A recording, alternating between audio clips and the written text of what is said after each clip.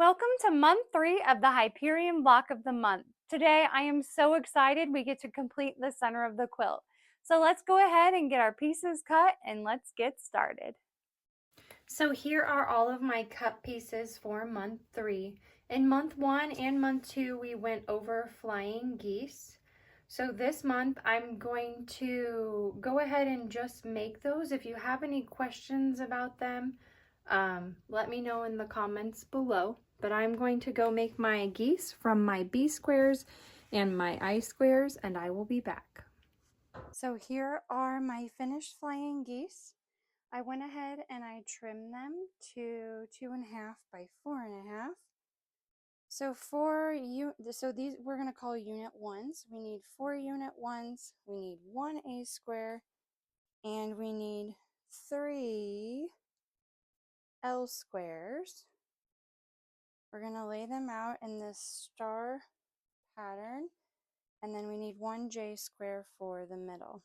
With the A square in the upper left hand corner, we're going to go to our sewing machine, we're going to sew them into rows, and then we are going to sew those rows together.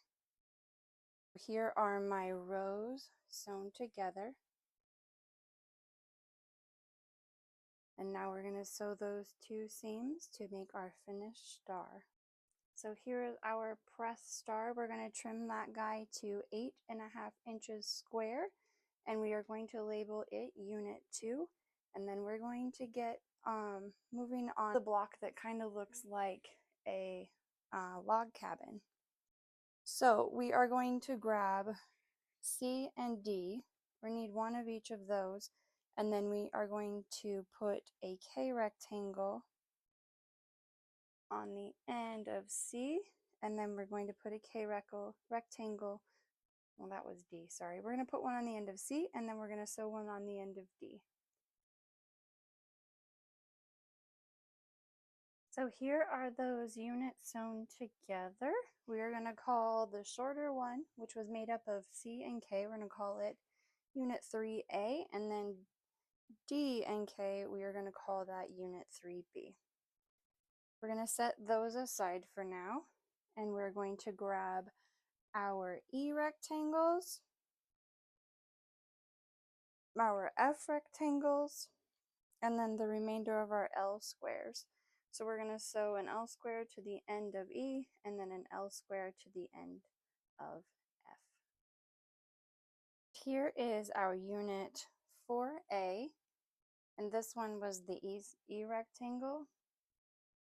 And then this is unit 4B, which was our F rectangle and our L square. All right, so now that we've got our units put together, we get to start assembling our block. So that means we need 1 unit 2. Zoom out a little bit here. 1 unit 2. 3A is going to get sewn on the right side. We're going to sew that seam, press it, and then we're going to sew on 3B. So with 3A and 3B sewn on, you're starting to see a little bit of our log cabin corner there. We are going to grab 4A and 4B and repeat the process. Sew down the side, and then we're going to sew 4B to the bottom. All right, one more round, and then we have our block 6 done. We're going to sew G to the right side, and then we're going to sew an H rectangle to the bottom. Let me scoot that up a little bit. So sew G on, press that seam, and then we're going to sew H to the bottom. And here is what our completed block 6 looks like. Now we're going to make 4 of these, and then we get to move on to the exciting part where we get to assemble the quilt center this month. So here are our block 6s. These you are going to want to make sure they measure 14.5 by 14.5.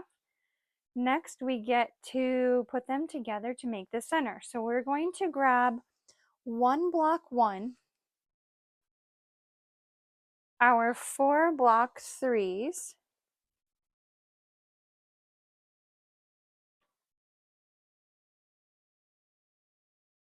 We're going to lay them out like that.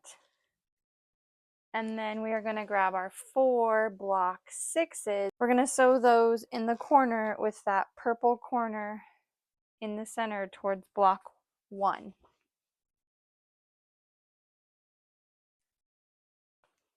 So we are going to sew the seams. We're going to sew these into 3 rows, and then we will sew the rows together, and then that will be our completed quilt center. So here's my quilt center, what it looks like once I've gotten it sewn together. Once you have it completed, it should measure 36.5 inches by 36.5 inches. I hope you are loving making this quilt as much as I am. Next month, we get to work on the large geese border again. We will be making the stars that go in the center of those and putting those together. So be sure to like, subscribe, and I'll see you next month.